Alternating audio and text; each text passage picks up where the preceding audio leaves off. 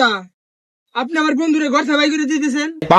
কথা বাইর করে তুমি না মানে তুমি জানো এই বয়সে ও প্রেম করে। চাচা, প্রেম করতে তাই গিয়েছে। এখন প্রেম হইলো ঘরে ঘরে। আজকাল ছোট ছোট পোলাবানো প্রেম করে। আর প্রেম হইলো পবিত্র জিনিস।